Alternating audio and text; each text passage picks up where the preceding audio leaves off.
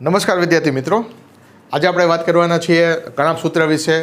એક એક અંગિકા આપણે સમજતા જાય છે, અંગિકાઓના કાર્ય સમજતા જાય છે. અંગિકાઓ પટલમય છે કે પટલવિહીન છે એ પણ આપણે યાદ રાખતા જઈએ છીએ. પટલ છે તો સિંગલ પટલ આવેલું છે, એટલે કે એક જ પડ આવેલું છે કે બેવડું પડ આવેલું છે એ આપણે બુકની અંદર આપેલું છે, એ પણ આપણે નોટ ડાઉન કરતા હશું. હવે આપણે આજે વાત કરવાની છે કણાપ સૂત્ર, માઇક્રોક્રોન્ડિયા. આ એક એવી અંગિકા છે કોષની અંદર આવેલી કે જે સ્વયં રીતે બેવડાય છે, સ્વયં રીતે બેવડાતી અંગિકા છે. એટલે પોતાની રીતે જ કોષની અંદર પોતાની સંખ્યા ડબલ કરી શકે એવી ક્ષમતા એની અંદર છે. તો કોષની અંદર આ એક જ એવી વિશિષ્ટ અંગિકા આવેલી છે કે જે પોતાની રીતે ડબલ થઈ જાય. એની સંખ્યા જેટલી હોય એના કરતાં એ ડબલ થઈ શકે, એને ટ્રિપલ થઈ શકે, 4 ગણી થઈ શકે, 5 ગણી થઈ શકે. ક્યારે એ પોતાની સંખ્યા વધારશે, કોના ઉપર એનો આધાર હોય છે. તો એની સંખ્યા પહેલાં તો આપણે એવો પ્રશ્ન થાય કે સાહેબ કણાપ સૂત્રની અંદર કોષની અંદર કણાપ સૂત્રની સંખ્યા કેટલી હોય? દાખલા તરીકે 10 હોય, 15 હોય, 20 હોય, 50 હોય, 100 હોય. તો એની સંખ્યાનો આધાર કોષ કયા પ્રકારની કામગીરી કરે છે, એટલે કે કોષ કઈ દેહધાર્મિક ક્રિયા કરે છે એના ઉપર આધારિત હોય. કેમ કે કણાપ સૂત્રને આપણે કોષનું પાવર હાઉસ કહીએ છીએ. અને યાદ રાખજો, આ માત્ર આદિકોષ કેન્દ્રીય કોષમાં જોવા નહીં મળે. માત્ર ક્યાં જોવા મળશે? સુકોષ કેન્દ્રીય કોષમાં જ. સુકોષ કેન્દ્રીય કોષની જ અંગિકા છે, કેમ કે આદિકોષ કેન્દ્રીયમાં તો એ કોઈ પટલમય અંગિકા હતી નહીં. આ પટલમય અંગિકા છે, ઉપરાંત સ્વયં બેવડાતી અંગિકા છે. એની સંખ્યાનો આધાર એ કોષ કયા પ્રકારના કાર્ય કરે છે એના ઉપર એની સંખ્યાનો આધાર હોય છે. એટલે એની સંખ્યા છે આપણે ચોક્કસ નહીં કહી શકીએ. એની સંખ્યા, એનો કદ, એનો આકાર બધાના જુદા જુદા હોય છે, કેમ કે બધા કોષની દેહધાર્મિક પ્રક્રિયા અલગ અલગ હોય છે. એના આધારે એનો આકાર, સંખ્યા અને કદ. આકાર મોટે ભાગે નળાકાર અથવા તમને રકાબી આકારનો હોઈ શકે. સંખ્યા મેં તમને કીધું એ મુજબ કે ભાઈ દેહધાર્મિક ક્રિયા કરવા માટે કણાપ સૂત્રનું કાર્ય શું છે? તો એનું મુખ્ય કાર્ય એટીપી સંશ્લેષણનું. એટીપી એટલે શક્તિ, બરાબર? શક્તિનું ચલણ, ઉર્જા ચલણ કહેવામાં આવે છે. જેમ તમારે બજારમાંથી કોઈ વસ્તુ લેવા જાવી, કપડાં લેવા જવા, મોબાઈલ લેવો છે, ઘરેણાં લેવા છે, કોઈ પણ વસ્તુ તમારે બજારમાંથી લેવી છે તો તમારે દુકાનદારને કોઈ વસ્તુ પૈસા આપવા પડશે, બરાબર? એ આપણું ચલણ છે. એટલે તમે એને પૈસા આપશો તો એની સામે એ તમને કોઈ વસ્તુ આપશે. એવી રીતે કોષ છે, કોષને કોઈ પણ કાર્ય કરવું છે તો કાર્ય કરવા માટે એને કંઈક દેવું પડશે, ચૂકવવું પડશે. તો કોષ કાર્ય કરવા માટે શું ચૂકવે છે? એ ચૂકવે છે એટીપી. એટલા માટે આપણા કોષનું ઉર્જા ચલણ એટીપી છે. એટીપી કોણ બનાવશે? કણાપ સૂત્ર બનાવશે. કણાપ સૂત્રની અંદર એટીપી બનશે. એટલા માટે પ્રાઇમરીમાં અને હાઈસ્કૂલમાં તમે કણાપ સૂત્રને કોષનું પાવર હાઉસ કહેતા. કેવી રીતે બને છે એ આપણે સમજવાનું છે. હજી આગલા ચેપ્ટરો છે, શ્વસનની ક્રિયા આપણે સમજવાની છે, બરાબર? 13મું અને 14મું ચેપ્ટર છે, જે ખૂબ મજાના ચેપ્ટર છે. એટલી સમજવાની મજા આવે કે ભાઈ વનસ્પતિની કેવી રીતે કામગીરી કરે છે, વનસ્પતિમાંથી આપણા શરીરમાં કેવી રીતે ઉર્જા છે અથવા તો આખો શક્તિનો પ્રવાહ કેવી રીતે આગળ વધે છે, એ આપણે 13મા અને 14મા ચેપ્ટરમાં સમજશું ડિટેલથી. તો આ એટીપી બનાવવા માટેનું મુખ્ય કેન્દ્ર કણાપ સૂત્ર છે. એટલે જો કોઈ કોષને વધારે એટીપીની જરૂર પડતી હોય તો એને તમે સમજી શકો છો કે ભાઈ કણાપ સૂત્રની સંખ્યા વધારે હોય તો એ વધારે એટીપી બનાવી શકશે. કણાપ સૂત્રની સંખ્યા ઓછી હોય તો ઓછા એટીપી બનશે. કોઈ કોષ વધારે કાર્ય કરે, દાખલા તરીકે મગજના કોષ છે, બરાબર? આ બધા કોષો બહુ વધારે પડતું કામ કરતા હોય તો એને શક્તિની પણ વધારે જરૂરિયાત હોય છે. તો એની પાસે કણાપ સૂત્રની સંખ્યા વધારે હોય. કોઈ કોષ એવા હોય કે એને ઓછું કામ કરવું પડતું હોય તો એની પાસે કણાપ સૂત્રની સંખ્યા ઓછી હોય. કેટલીક વાર એવું થાય કે કોષને એકાએક વધારે કામ કરવાનું થઈ જતું હોય, વારંવાર વધારે કામ કરવાનું થઈ જતું હોય, તો આ અંગિકા પાસે એવી કેપેસિટી છે કે ભાઈ કામ વધી ગયું છે તો પોતાની સંખ્યા એ ડબલ કરી લેશે. કણાપ સૂત્રની સંખ્યા ડબલ થશે એટલે એટીપી બનાવવાની સંખ્યા પણ ડબલ થઈ જશે. એટલે એનું સંચાલન એ પોતે કરશે. એટલે સ્વયં બેવડાતી અંગિકા છે અને એમાં દ્વિભાજન થશે. એટલે એક અંગિકામાંથી જ 2 અંગિકા બનશે, 2માંથી પાછી 4 બની જશે. એવી રીતે દ્વિભાજન, જેમ અલિંગી પ્રજનન થાય છે એવી રીતે આ સ્વયં બેવડાતી અંગિકા કહી શકીએ છીએ. પટલમય છે. સંખ્યા, કદ અને આકાર કેવા છે એના જુદા જુદા છે. ખાસ આ યાદ રાખશું, બરાબર? MCQ બની જશે. લંબાઈ કેટલી છે? તો કણાપ સૂત્રની લંબાઈ કેટલી હોઈ શકે? તો ભાઈ આપણે કીધું અલગ અલગ કોષમાં એનો કદ આકાર અલગ અલગ હોય. 1.0 માઇક્રોમીટરથી 4.1 માઇક્રોમીટર સુધીની હોઈ શકે, બરાબર? નાનામાં નાની 1.0 માઇક્રોમીટરની અંગિકા હોય અને મોટામાં મોટી 4.1 માઇક્રોમીટર સુધીની કણાભસૂત્ર કોષની અંદર જોવા મળ્યું છે. આના કરતાં નાના અને આના કરતાં મોટા કણાભસૂત્ર હજી આપણે મળેલા નથી. એટલે એની લંબાઈ યાદ રાખશું, 1.0 માઇક્રોમીટરથી 4.1 માઇક્રોમીટર જેવી અંગિકાઓની લંબાઈ હોઈ શકે. હવે એનો વ્યાસ કેટલો છે, એની પહોળાઈ કેટલી છે? 0.2 માઇક્રોમીટરથી 1.0 માઇક્રોમીટર એનો વ્યાસ છે. તો ખૂબ નાની અંગિકા કહી શકાય. એને કોષની અંદર જોવી પણ ખૂબ અઘરી છે. એના કાર્યની વાત તો પછીની છે. આકાર આપણે કીધો એ મુજબ નળાકાર કે રકાબી આકાર હોઈ શકે. એનો આપણે રફ ડાયાગ્રામ બનાવીએ તો એ કંઈક આવી અંગિકા દેખાય, રકાબી જેવી આપણે આકૃતિ કરીએ. એની અંદર 2 ભાગ જોવા મળશે. આની અંદર આ જે ભાગ કર્યો એ ભાગ આપણે જો ને સળંગ ભાગ બનાવ્યો. આમાં ક્યાંય ભાગ આપણે તોડ્યો નથી, સળંગ ભાગ બનાવી લીધો. આને આપણે બાહ્ય પટલ કહેશું. હવે એવી રીતે પાછું આની અંદર એક અંતઃપટલ આવેલું હોય છે. એની અંદર આમ જુદા જુદા પ્રવર્ધો આવેલા છે. આવી રીતે હું ખાલી સમજવા માટે બનાવું છું. આવી રીતના આ નામ લખીએ આપણે. આ છે બાહ્ય પટલ ને આ આખું શું થયું? અંતઃપટલ થયું. બરાબર. તો જો બાહ્ય પટલ છે કેવું કીધું? સળંગ અને બાહ્ય સીમારત છે. બરાબર. આ ટૂંકમાં બહારની બોર્ડર આવી ગઈ. આ જે બહારની બોર્ડર છે એને શું કહી દેવાનું છે? બાહ્ય પટલ કહી દો તમે. હવે એવી રીતે અંતઃપટલ, એની અંદર પ્રવર્ધો આવશે. બરાબર. તો આ પ્રવર્ધ થઈ ગયો 1, 2, 3, આ બધા પ્રવર્ધો થઈ ગયા. આ પ્રવર્ધમય છે. આ બરાબર ગળીવાળી કરચલીવાળી રચના છે. આવું શું કામ થયું? કેમ કે આનો ક્ષેત્રફળ વધારી દીધો. આની અંદર એક ચોક્કસ પ્રકારની પ્રક્રિયા કરવાના છીએ આપણે. અહીંયા આ ભાગ, હું આ જે ભાગ દેખાડું છું, આ બધો ભાગ, આ ભાગમાં આપણે ક્રેબ્સ ચક્ર નામની એક પ્રક્રિયા કરવાના છીએ. બરાબર. અંદર અને બહારની બાજુએ.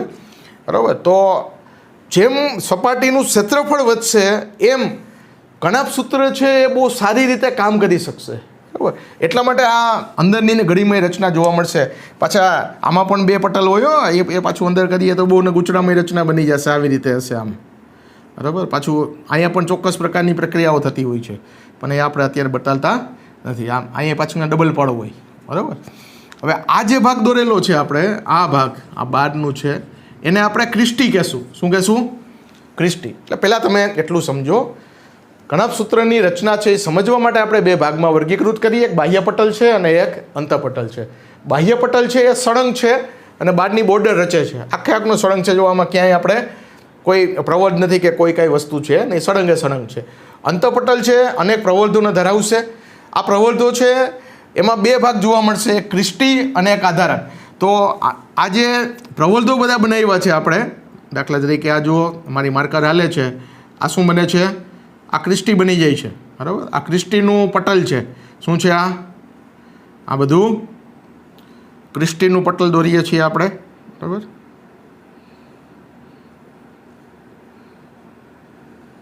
આ ક્રિસ્ટી બની ગયું. બરાબર. હવે એની અંદર, બરાબર, આ ક્રિસ્ટીનું અંદરનું પટલ છે. આ ટૂંકમાં ક્રિસ્ટીની બોર્ડર, આ બધા પ્રવર્ધોની બોર્ડર, એને કહેવાનું છે ક્રિસ્ટી. ક્રિસ્ટી સિવાયનો બાકીનો જે અંદરનો ભાગ છે, આ હું અહીંયા ડોટ લાઈન કરું છું, એ બધો ટૂંકમાં ક્રિસ્ટી સિવાયનો જે કાંઈ પણ કણાભસૂત્રનો ભાગ છે જેને આપણે નામ આપી શકશું આધારક. આ ભાગને શું કહેવાના છીએ? આધારક. તો આપણે ખાસ આ 2 વસ્તુ સમજવાની છે. એક આ ક્રિસ્ટીનો ભાગ, બરાબર, એટલે કે આ જે બોર્ડર કરી એ બોર્ડર, બરાબર, એમાંય પાછી અંદર જુદી જુદી પ્રક્રિયાઓ થશે જે આપણે સમજશું આગળ 14મા ચેપ્ટરની અંદર. બરાબર. આ તમે જોઈ શકો છો. બરાબર. બરાબર. હવે આપણે ક્લિયર કરી શકીએ છીએ. આ રેડી? તો જો આ બધી ક્રિસ્ટી છે. ક્રિસ્ટી સિવાયનો જે ભાગ અંદરનો ભાગ છે, આ બધો, એ બધા ભાગને આપણે શું કહેવાના છીએ? આધારક. તો આ 2 વસ્તુ ક્લિયર થઈ આપને. બાહ્ય પટલ શું છે અને અંતઃપટલ શું છે. ક્રિસ્ટી શું છે, આધારક શું છે. હવે આપણે વાત કરીએ ક્રિસ્ટી. અંદરનું પડ છે કે જે આધારક તરફના અંતરવલંતિકને રચાતું જે પ્રવર્ધ છે. આ અંદરનું પડ છે, અંતઃપડ. આધારકની બાજુ આવેલું છે, આધારકની બાજુ અંતરવલન પામ્યું છે. આ જુઓ, અંદરની બાજુએ વળાંક આવે છે, આ પણ અંદરની બાજુએ વળાંક આવે છે, અંદરની બાજુએ વળાંક, બધી બાજુએ જુઓ ક્યાંક ને ક્યાંક અંદરની બાજુ એક એક વળાંક આવતો જ હશે. આ અંતરવલન થાય છે. આ શું થયું કહેવાય? અંતરવલન. અંદરની બાજુએ વલન થાય છે. તો આ અંતઃપર્ણમાં આધારકની બાજુ અંતર્વલનથી જે રચના ઉત્પન્ન થાય છે, આ રચના બની, આ રચના બની, આ રચના બની, આ બધી જ જે રચનાઓ બને છે, મારી માર્કર હાલે છે, આ બધી રચના અંતર્વલનથી બનતી રચના છે. આ રચનાને આપણે શું કહેવાના છીએ? ક્રિસ્ટી તરીકે ઓળખવાના છીએ. અને ક્રિસ્ટી સિવાયનો જે વિસ્તાર છે એ વિસ્તારને આપણે કહેવાના છીએ આધારક. આ ક્રિસ્ટીનો આકાર કેવો હોઈ શકે? જોઈ શકીએ આપણે. નળાકાર આકાર હોઈ શકે, અથવા ક્યાંક ચપટો અથવા તો દબાઈ ગયેલો આકાર પણ હોઈ શકે છે. એટલે અંતર્વલનથી બનતી રચના, એનો આકાર કેવો હોઈ શકે? નળાકાર અથવા તો ચપટો આકાર હોઈ શકે છે. સપાટીના ક્ષેત્રફળમાં વધારો કરશે. આગળ મેં કીધું કે ભાઈ જેમ આ કણાભસૂત્રની સપાટીનો વિસ્તાર વધશે એમની આ વધુ ક્રેબ્સ ચક્ર ચાલતા હશે, વધુ ક્રેબ્સ ચક્ર ચાલશે તો એટીપીનું સર્જન વધારે થશે, એટલે એને કણાભસૂત્રની કાર્યક્ષમતા વધશે. ક્ષેત્રફળ વધશે એટલે કણાભસૂત્રની કાર્યક્ષમતા વધશે. એટલે સપાટીના ક્ષેત્રફળ વધારવામાં ક્રિસ્ટીનો બહુ અગત્યનો રોલ છે. F1 કણો ધરાવશે. આ F1 કણ આપણા માટે અત્યારે એકદમ નવી વસ્તુ છે. F1 કણિકાઓ છે, મેં તમને કીધું 14મા ચેપ્ટરની અંદર સમજશું. ઓક્સિડેટિવ ફોસ્ફોરીકરણની પ્રક્રિયાનું સ્થાન છે F1 કણિકાઓ છે. આ કણિકાઓ ક્યાં આવેલી હશે? ક્રિસ્ટીની અંદર. અહીંયા મેં તમને કીધું હતું કે અહીંયા બેવડું પડ આવેલું હોય છે ને, જે આ બેવડા પડની અંદર આ જે આપણે ઘાટું પડ કરેલું છે ને, આ ઘાટા પડની અંદર શું આવેલું હશે? F1 કણિકાઓ આવેલી હશે. આ F1 કણિકાની અંદર કઈ પ્રક્રિયા થતી હશે? ઓક્સિડેટિવ ફોસ્ફોરીકરણની ક્રિયા થતી હશે. અને આ ઓક્સિડેટિવ ફોસ્ફોરીકરણની ક્રિયાને અંતે શું બનશે? એટીપી બનશે. બરાબર? તો આ F1 કણિકા ઓક્સિડેટિવ ફોસ્ફોરીકરણની ક્રિયા માટેનું સ્થાન છે. ઓક્સિડેટિવ ફોસ્ફોરીકરણની ક્રિયાને અંતે આપણે એટીપી મળવાનું છે. એટીપી બનાવવા માટેના 3 તબક્કા છે. સમજવા માટે કહી દઉં, ખાલી તમારે યાદ રાખવું હોય તો. અત્યારે 14મા ચેપ્ટરનું વાત છે. પહેલો તબક્કો છે ગ્લાયકોલિસિસ. પહેલો તબક્કો કયો છે? ગ્લાયકોલિસિસ. બીજો તબક્કો છે ક્રેબ્સ ચક્ર. ત્રીજો તબક્કો છે ઓક્સિડેટિવ ફોસ્ફોરીકરણ. બીજો તબક્કો, ત્રીજો તબક્કો. 3 તબક્કા છે. આ 3 તબક્કાને અંતે તમને શું મળશે? એટીપી. ભલે અહીંયા મળશે, ગ્લાયકોલિસિસને અંતે મળશે, ક્રેબ્સ ચક્રને અંતે મળશે, પણ સૌથી વધુ એટીપી તમને કઈ ક્રિયાને અંતે મળવાના છે? ઓક્સિડેટિવ ફોસ્ફોરીકરણની ક્રિયાને અંતે. એટલે આ શ્વસનની ક્રિયાની અંદર આપણે આ 3 પ્રક્રિયા સમજવાના છીએ 14મા ચેપ્ટરની અંદર, જે 11મા ધોરણના સૌથી સારામાં સારા ટોપિકની અંદર. અને કોઈ પણ નીટનું પેપર હોય, ગુજરાત બોર્ડનું પેપર હોય, કોઈ પણ દુનિયાની કોઈ પણ એક્ઝામ હોય, એમાં આ પ્રશ્નમાંથી MCQ આવવાનો હોય એવું કોઈ પેપર હજી સુધીમાં બનેલું નથી. એટલે એવા સરસ મજાના પ્રશ્ન છે, સમજવાની ખૂબ મજા આવે એવું છે. અત્યારે આપણે ખાલી આ બેઝિક વસ્તુ આપણે ખબર હશે. ક્રિસ્ટી શું છે, આધારક શું છે, F1 કણોમાં કઈ પ્રક્રિયા થઈ છે, એને અંતે શું મળે છે, આવું બધું ખબર હશે આપને. જો તૈયારી કરેલી હશે તો આપણે આ ચેપ્ટરની અંદર બહુ મજા આવશે. આપણો બેઝ ક્લિયર હશે. બેઝ ક્લિયર હશે એટલે ઉપરનું કામ છે એ બહુ સરળતાથી આપણે કરી શકવાના છીએ. એટલે આ F1 કણો શું છે એ આપણે સમજશું. F1 કણો શું છે એમાં બીજું કાંઈ નથી. ઓક્સિડેટિવ પ્રક્રિયા માટે અથવા ઓક્સિડેટિવ ફોસ્ફોરીકરણની ક્રિયા કરવા માટેના જરૂરી ઉત્સેચકો ક્યાં પડ્યા છે? F1 કણોની અંદર. ઉત્સેચક વગર આ ક્રિયા આગળ વધશે નહીં. એટલે આ ઉત્સેચકો, ઓક્સિડેટિવ ફોસ્ફોરીકરણના ઉત્સેચકો ક્યાં પડ્યા છે? F1 કણિકાની અંદર. F1 કણિકાનું સ્થાન ક્યાં છે? ક્રિસ્ટીની અંદર. અને આ ક્રિયાને અંતે આપણે પુષ્કળ પ્રમાણમાં એટીપી મળવાના છે. આ આખી વાત થઈ ક્રિસ્ટીની. બરાબર. ત્યાર પછી આપણે વાત કરીએ આધારક. ક્રિસ્ટી સિવાયનો જે બાકીનો ભાગ બચ્યો એ ભાગને આપણે શું કહેવાના છીએ? આધારક. આ જેના ડોટ કરેલા છે એ બધા આધારક છે. એટલે એની વ્યાખ્યા બહુ સરળ બની જશે. ક્રિસ્ટી સિવાયનો બાકીનો જે વિસ્તાર છે આધારકનો વિસ્તાર થઈ જશે. એની અંદર ખાસ યાદ રાખશું આપણે, આધારકની અંદર શું પડેલું છે? રિબોઝોમ પડેલા છે. રિબોઝોમ કયા પ્રકારના? 70S પ્રકારના રિબોઝોમ પડેલા છે. કોની અંદર? જો રિબોઝોમ આપણે એમ કહીએ છીએ કે કોષરસની અંદર આવેલા હોય, અંતઃકોષરસ ઝાડની સપાટી ઉપર આવેલા છે, અને કણાભસૂત્રની અંદર આવેલા છે. પણ કણાભસૂત્રમાં ક્યાં આવેલા છે? 70S પ્રકારના રિબોઝોમ આવેલા છે. ઉપરાંત એની અંદર બીજું શું આવેલું ભાઈ? વલયાકાર DNA આવેલું છે. બરાબર? વલયાકાર એટલે આવું DNA. વલયાકાર DNA આવેલું છે. ઉપરાંત RNA આવેલું છે. DNA, RNA અને રિબોઝોમ્સ. બરાબર?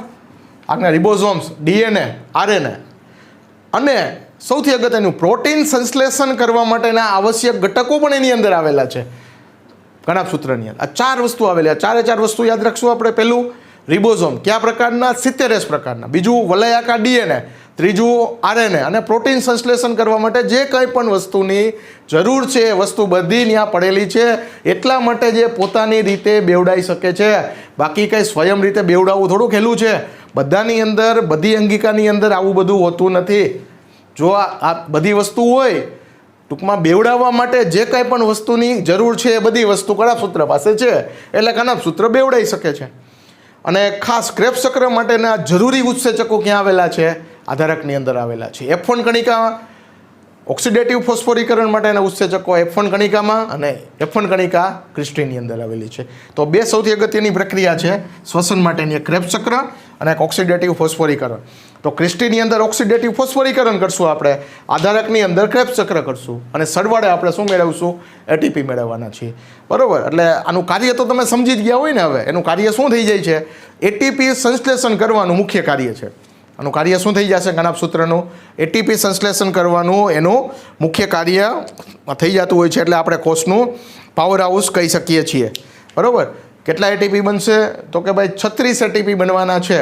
બરાબર? એક ગ્લુકોઝનું આપણે દહન કરશું એટલે 36 એટીપી મળવાના છે. આ 36 એટીપીની કેવી રીતે મળશે એ આપણે ગણતરી કરશું 14મા ચેપ્ટરની અંદર. તો આ વાત થઈ કણાભસૂત્રની. બરાબર? એટલું યાદ રાખવાનું છે આપણે.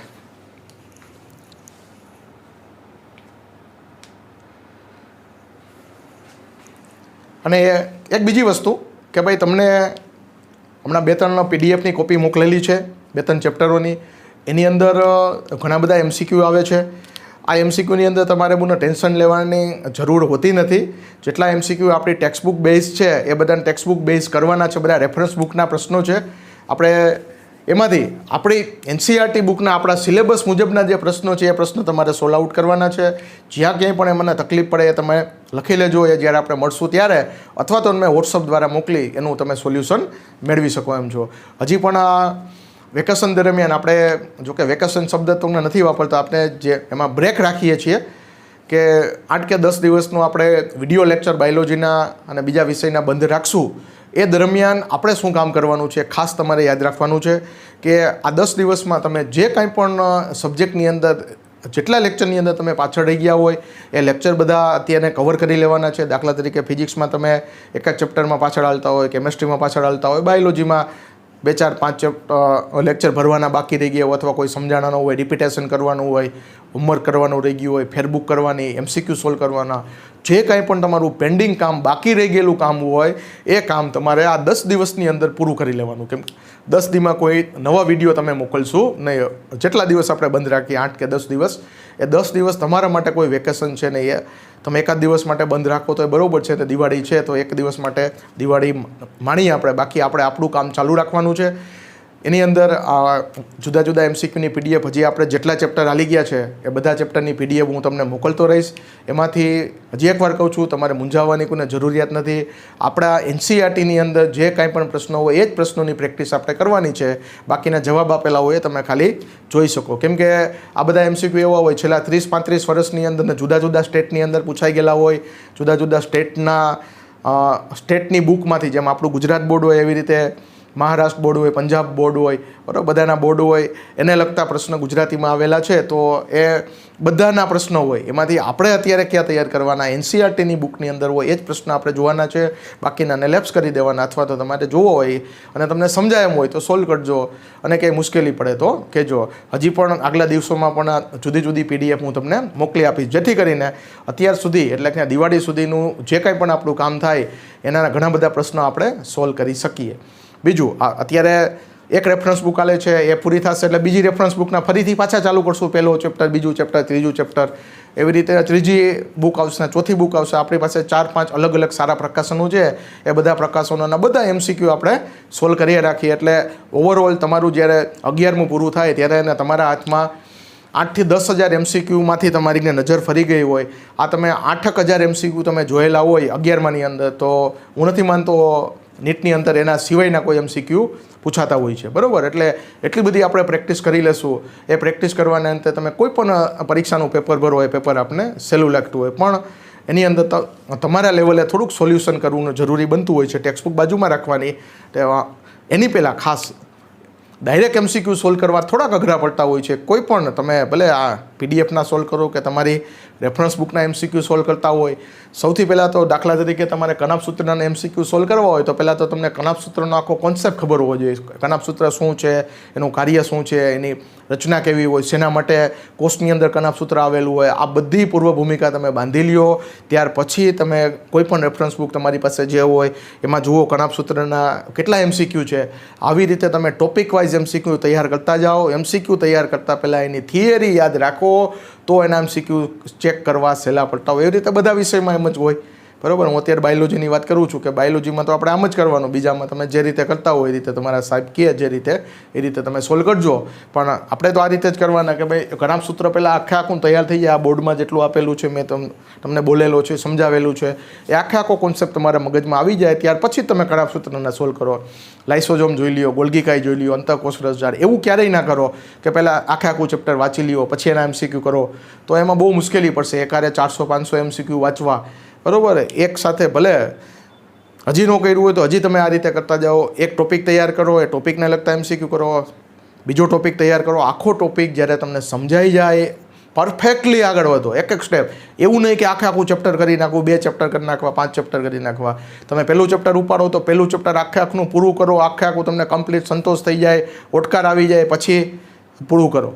બીજું ચેપ્ટર ઉપાડો, એમાં કોઈ બાકી રહી જાય છે તો તમે લખી લ્યો કે સાહેબ મને આ ટોપિક નથી સમજાતો. તમે યાદ રાખી લ્યો કે સાહેબ મને પ્રોટિસ્ટા સમજવામાં પ્રોબ્લેમ છે, લખી લ્યો. જ્યારે આપણે ભેગા થશું ત્યારે એ બધી વસ્તુ સોલ્વ કરશું, બરાબર. આપણે ખબર હોવી જોઈએ કે આપણે કેટલું આવડી ગયું છે, કેટલું આપણે સમજવાનું બાકી છે, ક્યાં કેટલું આપણું લેવલ છે. દાખલા તરીકે અત્યારે 10 ચેપ્ટર પૂરા થયા હોય, 16મું ચેપ્ટર આવી ગયું, 17, 18, 19 અને 20, બરાબર.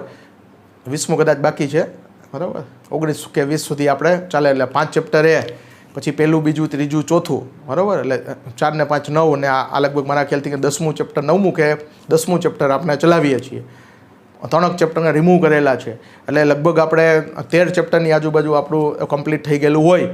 અને બાકીના જે લગભગ આપણે હેવી ચેપ્ટરો બધા પૂરા થઈ ગયા છે, સિવાય કે 21મું 22મું ચેપ્ટર બાકી છે, બરાબર. પણ એ તો આપણે 10માના લેવલે તમે ક્યાંક ને ક્યાંક ભણેલા છો. અને એક આપણે 13મું ને 14મું ચેપ્ટર બાકી છે, પણ એ તો બહુ મજા આવે એવા છે, ઇન્ટરેસ્ટિંગ છે, 100% સમજાઈ જાય એવા છે, સમજવાના છે, બરાબર. એની અંદર યાદ રાખવાનું બહુ ઓછું થતું હોય એવા ચેપ્ટર તો બહુ આપણે મજા આવશે વાંચવાની. એટલે જુઓ કે ભાઈ આ ચેપ્ટર જ્યારે પૂરું થાય છે, આના પછીનું એક 9મું ચેપ્ટર છે, એને થોડુંક હાર્ડ પડે પણ એમાં તમે મહેનત વધારે કરશું, આપણે લખશું વધારે વખત, એનો આખો કોન્સેપ્ટ સમજશું એટલે જેવી કણું પણ આવી જતું હોય છે. એટલે જે કંઈ પણ બાકી ચેપ્ટર છે બધા રસપ્રદ છે, એ બધા એટલા માટે બાકી રાખ્યા છે આપણે કે જ્યારે આપણે સામે આવશું કદાચ દિવાળી પછી સત્ર ખુલવાની વાત છે, જો ને દિવાળી પછી ખુલી જાય તો આપણે એને લાઈવ ક્લાસની અંદર ભણીએ તો એની થોડીક વધારે મજા આવશે આના કરતાં. એટલે અત્યારના લેવલે આપણે આટલું કરીએ કે દિવાળીના આજે 8-10 દિવસની બ્રેક છે, એ બ્રેકમાં જે કંઈ પણ આગલું સમજવાનું બાકી રહી ગયું હોય, પાછળ રહી ગયા હોય કોઈ પણ કારણસર, બરાબર, તો એ આપણે સાથે પહોંચી જાય. કેમ કે વેકેશનમાંથી તમે આવશો પછી તો અહીંયા જોઈએ એ બધી વસ્તુ બાકી રહી ગઈ હશે તો એમાં તમે પાછળ હાલશો. એના કરતાં આપણી પાસે અત્યારે 10 દિવસનો એટલા માટે બ્રેક રાખી છે. બાકી તો આપણે ચલાવી શકીએ એમ છે, અમારી પાસે વિડીયોના તૈયાર જ હોય છે, તો અમારે તો ખાલી મૂકવાના જ છે. પણ જો પછી એમને આગળ વધ્યા જશો તો તમે પાછળ ને પાછળ રહેશો. ઘણા બધા લોકો અત્યારે પાછળ હોય છે, તો અત્યારે તમને આ 8 કે 10 દિવસનો સમય આપશું, એ 10 દિવસનો તમારે પૂરેપૂરો ઉપયોગ કરવાનો થાય છે. ઓકે.